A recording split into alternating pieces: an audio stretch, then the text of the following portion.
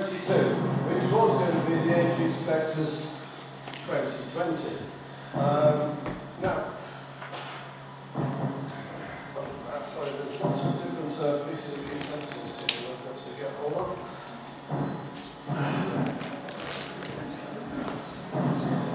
As you may or may not know, Aintree is the place of the racecourse, the famous racecourse for the Grand National. Now, in 2020, the day that we were going to do the presentation was the day of the Grand National. And so I thought that it would be good to have a slide, which I decided not to delete, about does your horse have a ghost of a chance? I thought I'd try and keep it as fortunate as I could. I looked through all the winners over about 200 years of the Grand National to see if there were any exciting horses who've got fantastic names. I mean, Team Spirit, which I actually backed, that's not quite ghostly. And actually, the only two that I could locate. Ron, can you speak up a bit? Pardon? Can you speak up a bit, please? Can I speak up a bit? Is that better? Okay, right, sorry. Right, okay. I won't repeat what John said, but I tried to find any horses that got 14 weirdo type names. And I only came up with Spectres. And they're both fairly cryptozoological. One was from 1968, Red Alligator. Obviously, one of the British probably hasn't spotted. And also from 1895, the Wild Man from Borneo. So I don't know if that's a cryptid or not. So, overview of what I'm going to talk about. What you'll see is I'll talk about how I became aware of the Aintree Spectres. When I did a call for information testimonies, my investigation and the various into the area with maps, potential explanations, and what is or was going on. A few conclusions, and then I'll open up for questions and answers as best I can.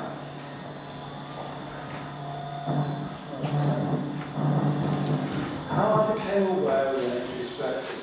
I've written an article in Fortune Times, which was about strange stories from Southport, that place on the northwest coast where very, very strange things take place. Excuse me, I'm just about to try and get my reading glasses because I'm pretty pathetic with my eyesight. So, right.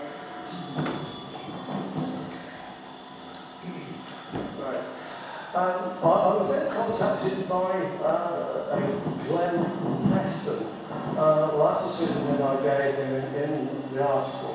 About some bizarre and frightening events that were taking place over a number of years just outside the village of Aintree, which is in the Merseyside borough of Sefton, not Liverpool. It might be called Liverpool Racecourse, but it's actually next door in the neighbouring borough. Now, this is where it's a bit tricky. I was hoping for a bigger screen. If you can see, this is the location. What we have is Aintree Racecourse, which people will be familiar with. You then have the Leeds and Liverpool Canal. And here you have Bridge and over into Spencer's Lane. You've got the River Alt going down there. And the field in question that I'll be coming to is actually this one here, which is between the River Alt, the canal, and the road. Interestingly, and coincidentally from my own personal point of view, is that the Blue Anchor pub, which is here, is the actual place where I got involved in chasing phantom hitchhikers and road ghosts, because it was there that my work colleague pointed out that he had experienced the old man of Castle Moss. Now, the next slide is a lot closer to it, and as you can see, it's quite a largish area. The M58 goes through it. M57. was only built in 1972, or that stretch of it was. Now, so the length of the field along the River Alt is about 700 metres, with its width ranging from 200 metres at its narrowest to about 360 metres at its widest. This is the view from Bull Bridge over the River Alt with the field. This is the field here on the left. And this is the entrance to the field, as you can see. Okay.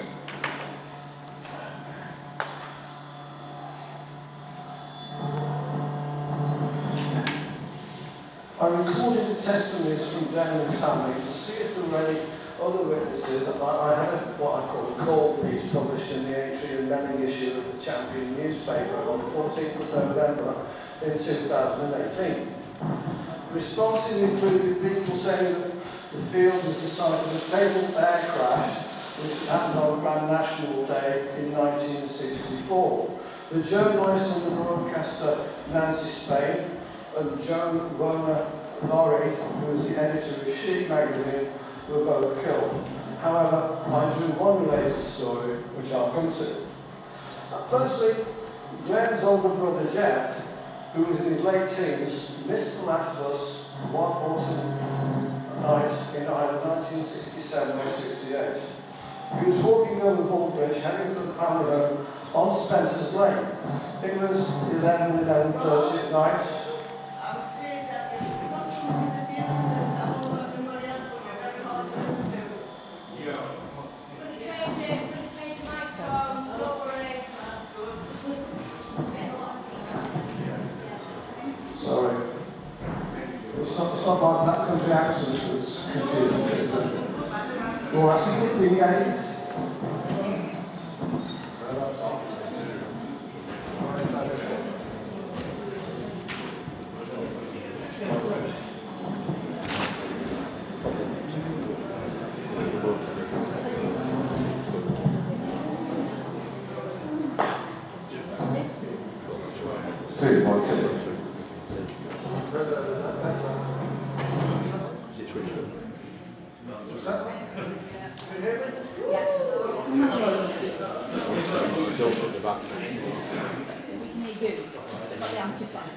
Right, okay. So we'll go with this, shall we? Okay. Thank you for your patience and perseverance. Fortunately, I've not got onto the exciting. So, Glenn's brother Jeff was going over Bull Bridge 11 o'clock, 11:30 p.m. and the night was clear. This was before the M57 motorway was built, which, as I've just said, was in that stretch was in 1972. And there was no street lighting. Therefore, it was total darkness. It was at this point that Jeff noticed lights to the right of him about 150 yards away in the field. What he saw was a group of up to 9 men carrying bright burning torches walking along the bank of the River Alt, heading away from him southeast towards the Zachary. They were wearing greyish robes with pointed hoods, similar in shape to those worn by the Ku Klux Klan, and marching 2 or 3 abreast in line like soldiers. Understandably, Jeff was frightened and ran to his home, where he got his father out of bed. They went to the upstairs back bedroom window and could still see the torchlit procession over the fields. Jeff was very scared, but mainly because he didn't know who or what the procession was, and decided to sleep on his parents' bedroom floor. Glenn then tells me about his parents, who were both now deceased, driving home from Zachary about 9:30, 10 o'clock, one October, November night in the early 1970s. The father was collected their mother from bingo. They crossed Bull Bridge and saw in the same field, to their right, a dozen or so men holding bright burning torches and wearing robes, some with pointed hoods. They were standing in a circle, as if they were involved in some magical gathering. The parents didn't stop to look, but saw the group clearly through the car windows. It was fully dark at the time, and the father related how it would have been impossible for the group not to have been seen by many dozens of people who use that road. Despite this, his inquiries over the next few days as to whether or not anyone else had seen the group were met with blank looks. He wondered if perhaps this had been some sort of Halloween event. But he seemed to think that it was either too early or too late for this. He quite expected it to be the talk of the village and was perplexed by the fact that seemingly no one else had seen it. Quite by chance, sometime later, and unprompted by Glenn, the father of one of his friends, who happened to be a security guard at the BICC works in Melbourne, told him to seen the same or similar event whilst travelling that stretch of road on his moped during the early hours. These events could be dismissed as nothing more than observations of a group of people with lighted torches in the roads messing about in a field. However, in the late 1980s, the father was chatting to an old friend of his over a drink in a horse and jockey pub in Melling. His friend had long since emigrated to Canada but was back in the country revisiting family and friends. The conversation turned to the subject of the supernatural, and so the father started to relate his sightings of the group with the torches and roads, but before he got very far, his old friend interjected, saying that he knew exactly what he was going to say. He then related how he'd seen exactly the same sight while cycling back from a dance one late night, but he'd observed the event from the other side of the Leeds Liverpool Canal, on the other side of the field. Significantly, the time when he'd seen the lighted torch-bearing group had occurred during the early stages of World War II, when strict blackout procedures were in place. This was well over 40 years previously. The one response I got from my call for witnesses was from a Mrs. H. Her testimony was as follows. It was about 7 p.m. one evening around Christmas 40 or so years ago, which would place it in the mid to late 1970s. I was in our car with my husband and young daughter travelling back to our home in Reading, having been to see my mother-in-law in the Fazackley area. It was very dark and it was misty. We crossed Bull Bridge onto Spencer's Lane when immediately to our left and close to the road we saw a group of people all dressed in light outfits that looked just like those worn by the Ku Klux Klan. There were about half a dozen of them, although it might have been as few as 4 or as many as 8. It was difficult to judge in the circumstances given that they passed them at a normal driving speed of 30 miles an hour. Their appearance was very scary and a bit spooky, and they looked as though they were getting ready to do something. My immediate reaction was, what are they up to? None of them appeared to be carrying anything, and there was definitely no torches or lights.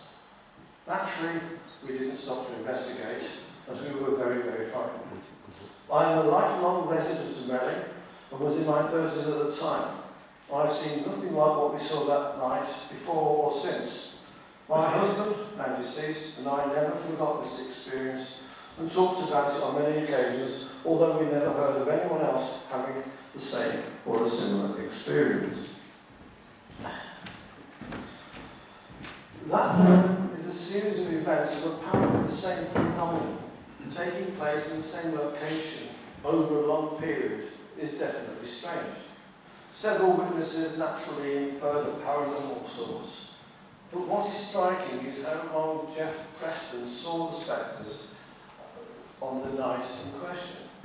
Jeff's running home may be the best part of 700 metres, half a mile, waking his father and then them watching the procession will have involved many, many minutes.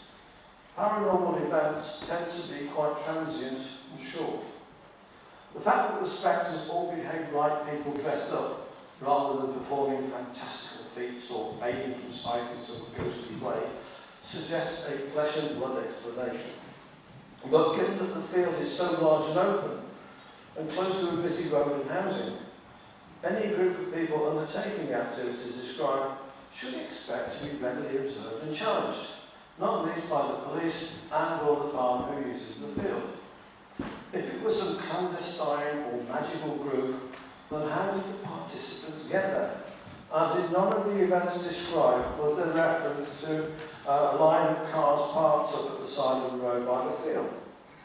If any group was undertaking some magical practices, then there must be something particular and special about the field for them to A, keep returning, and B, place themselves at risk of observation.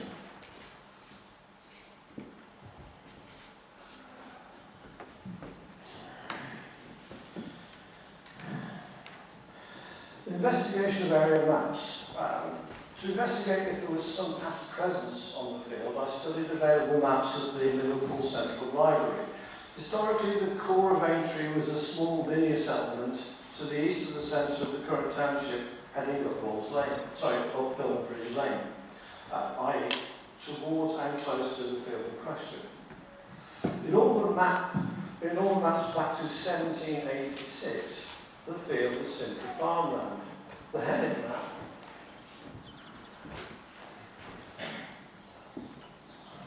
this is a heading map, which is dated in 1830. Shows a mill on the river Ott. That's where the mill is there. And you've got a chapel up here.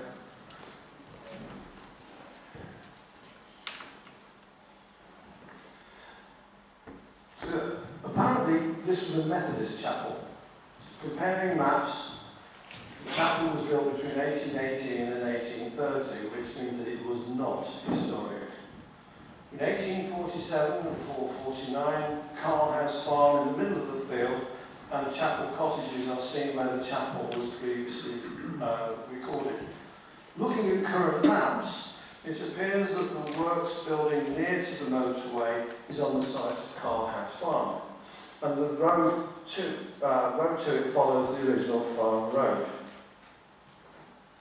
Now, what was spotted by various people,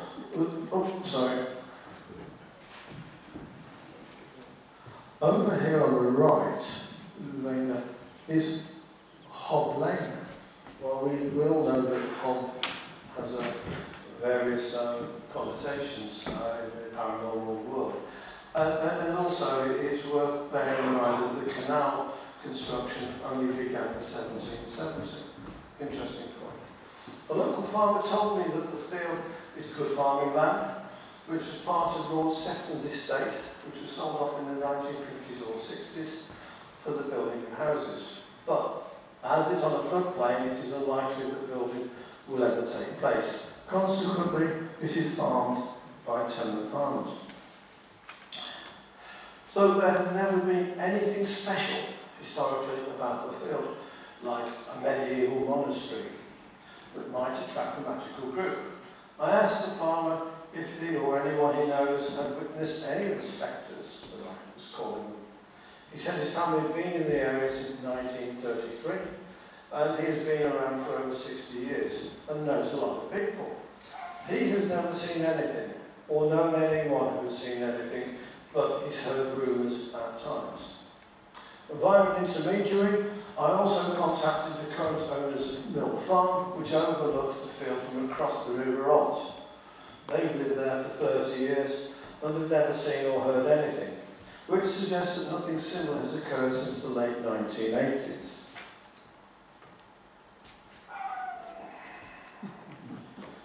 Potential explanations. Christian fundamentalists, Ku Klux Klan.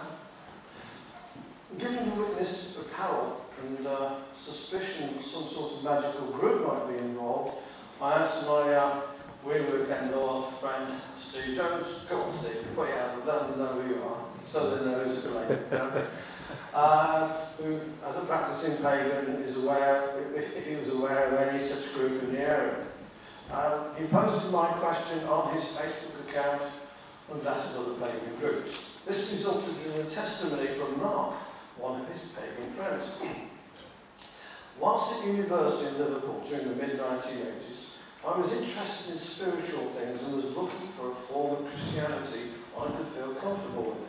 I dabbled with a number of opportunities, including being born again around 1985-6.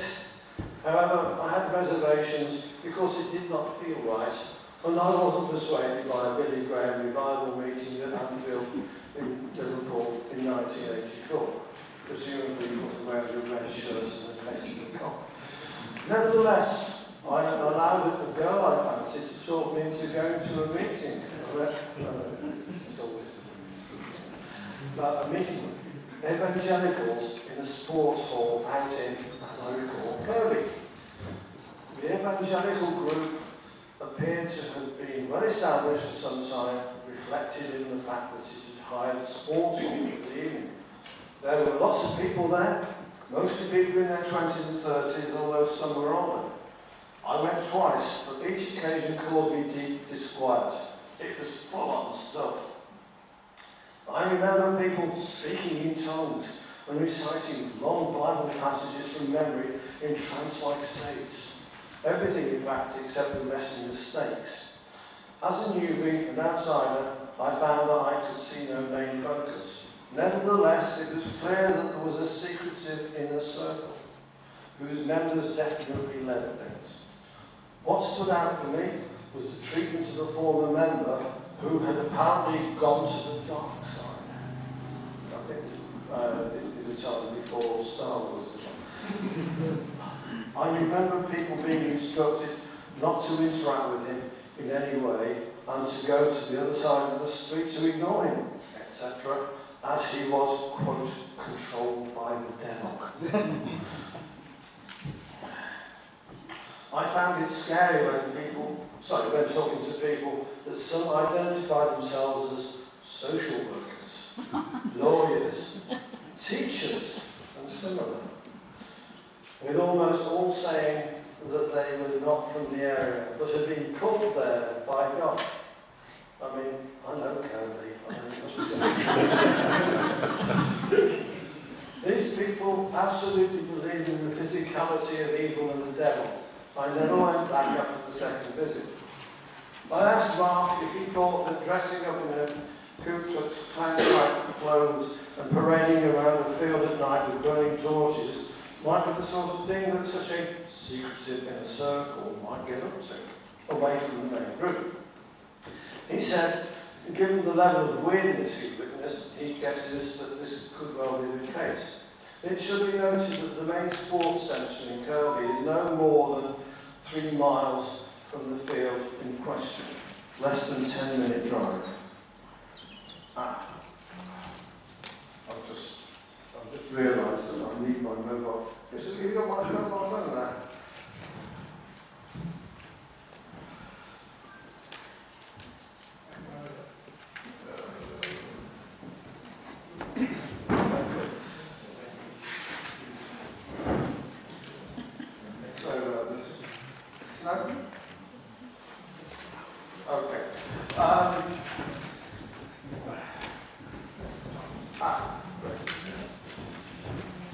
Potential explanations, the lily white boys. Now, this is nothing to do with Tottenham Hotspur's double-winning team of 1961, led by Danny Blanchard, who used to be known as the Lily Whites. Bear with me.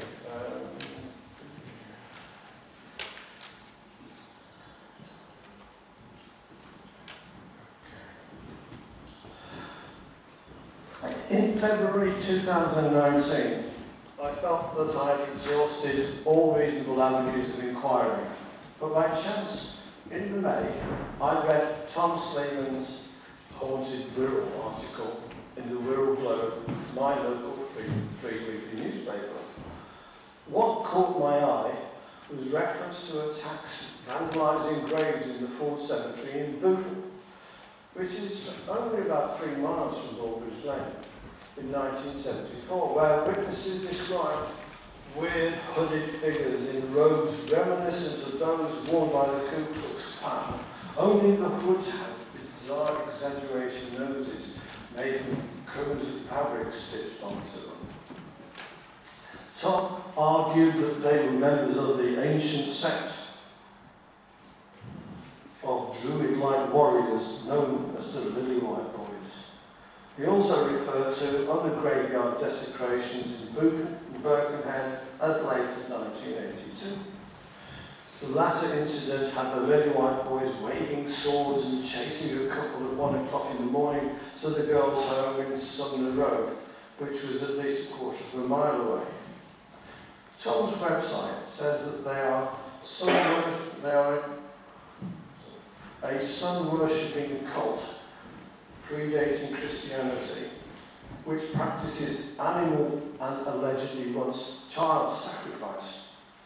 They are referenced in the ancient folk song called Green Grove the Rushes O, with the line, "Toot toot, lily white boys, clothed all in green." Now that's why I needed my phone.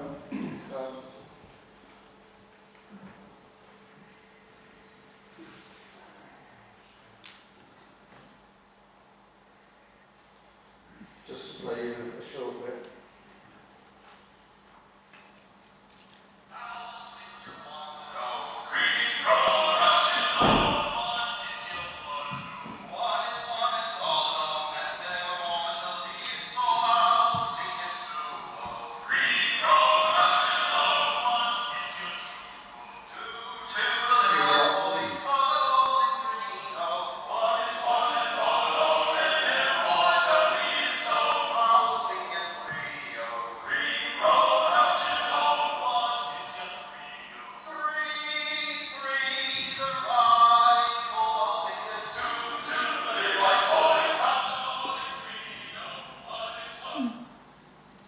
So you can, I think some of us probably had that when we were kids at primary school, but that's where there is the link to the Lily White boys. Apparently they've been seen for hundreds of years across the country, but on Merseyside they congregate at specific times of the year at 4 locations: Wirral's Bidston Hill, Bowring Park on the Liverpool-Hyde border, Delamere Forest, and a field between Waddicker and Melling. Of course, this is the field that I've been investigating. Tom describes one incident as follows. One harvest moon night in the 1970s, Brian and Tina, a young couple travelling homewards down Bulbridge Lane in Aintree, saw a circle of figures in green robes standing in a field around a bonfire. One of the figures was holding what looked like a small doll-like effigy. Brian got out of his car near the River Alt to get a better look at the strange ceremony and asked an old passerby what was going on. "Here's the Lily White boys burning a child," said the old stoat gravely, and he advised Brian not to go anywhere near the group or they would kill him too. "You're joking," said Brian. "That's some Guy Fawkes thing they're burning, isn't it?" But the old man shook his head solemnly. Brian raced home and called the police. But only the charred remains of a sheep was found in the smouldering vestiges on the following day. Tom also refers to incidents in World War II. One had ARP wardens investigating a huge bonfire at Bowring Park during a blackout, and being faced with green robed men and naked women dancing around the fire, with 5 of these men wielding scythes and swords. This ties in time-wise with the experience of Glenn and Jeff's father's friend, who had emigrated to Canada. I asked Jeff and Mrs. H if these descriptions fitted with the figures they had seen. Jeff didn't recall any exaggerated noses, but then the figures that he saw were at a distance and heading away from him. And if the colours are light green, then it would be quite difficult to distinguish this in the torchlight from the greyish colours that he recalls. Similarly, for Mrs. H, a light green outfit could well appear white or light coloured when partly illuminated by car headlights.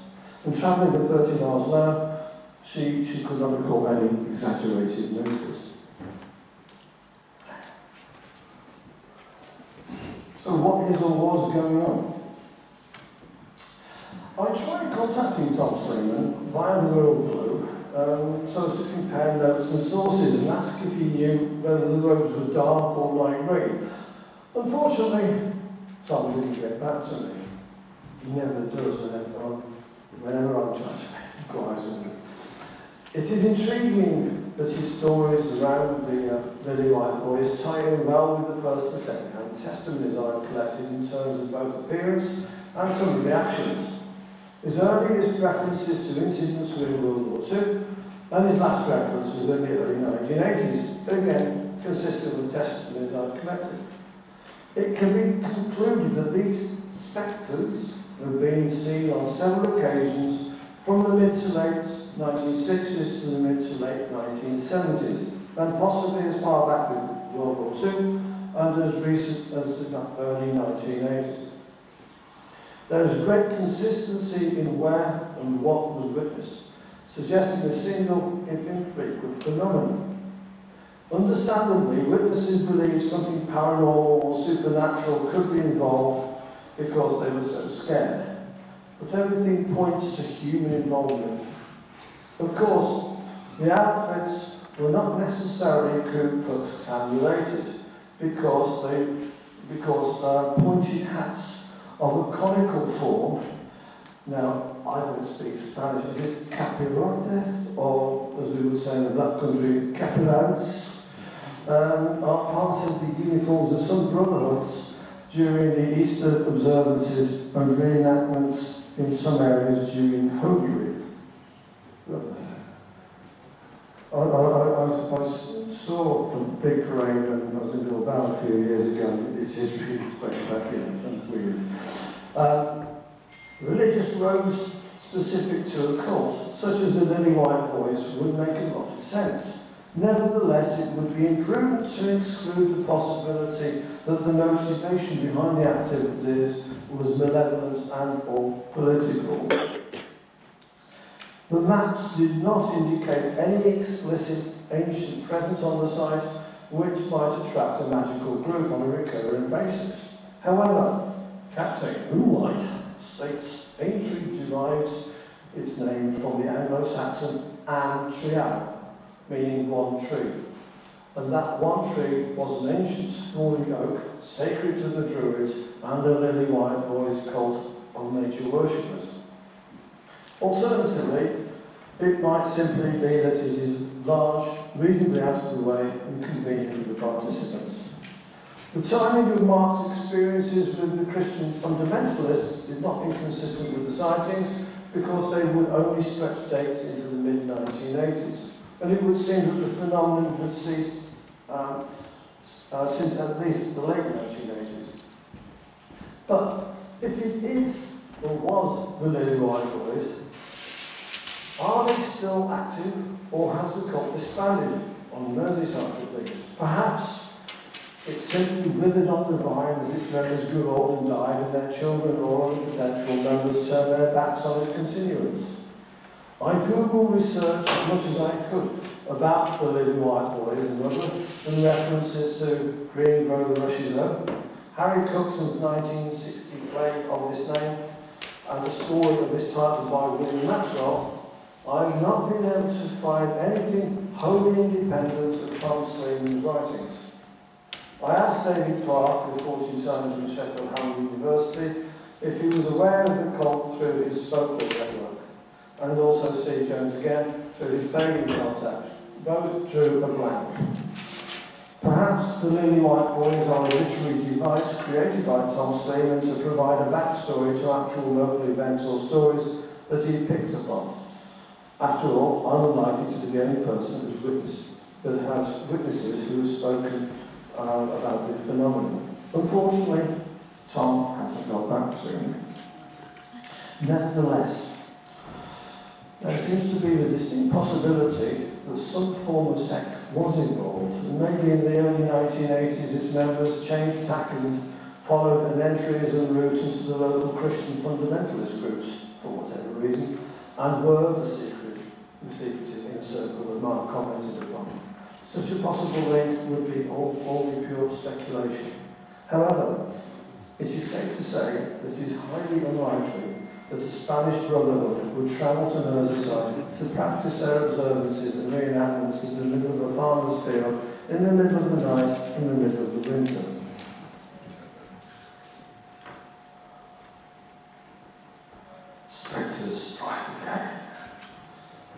Those of you who know me will know that I sometimes experience subtle, strange synchronicities with 14 Times. So after chatting with David Sutton, the 14 Times editor, about publishing my Aintree Spectres article, I opened up my newly arrived issue of 14 Times to see reference to a 5G mast being set ablaze at Aintree near the M57 motorway.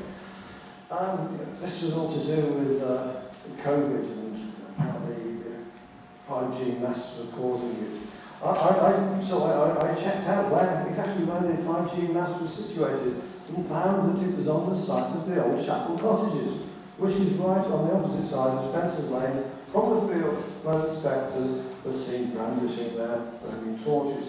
So maybe it wasn't local vandals that set the mast alight, responding to coronavirus conspiracy theories.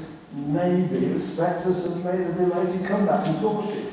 After all, they carry the necessary tools. Some conclusions. Before Thompson's article, my best guess was that the Aintree Spectres were a small group of local Christian fundamentalists who enjoyed the excitement of dressing in Ku Klux Klan type apparel and performing rituals with burning torches in the middle of the night, perhaps with some political backdrop. Pointing the finger at the Lily White Boys, or whatever they might be called, has obvious attractions, but there are no evidential sources I could find independent of Tom's writings. But of course, there's a problem that secret sects are by definition secret. Therefore, assuming that the Lily White Boys actually exist, or existed, it will be virtually impossible to confirm if they were involved, short of a member or a former member coming forward. So unless someone who participated in such events, or knows someone who did, is prepared to make an admission, which might simply be something along the lines of, it was merely mates having a laugh, I will adopt a 14 stance and keep an open mind on exactly what lies behind this very, very peculiar phenomenon. Thank you.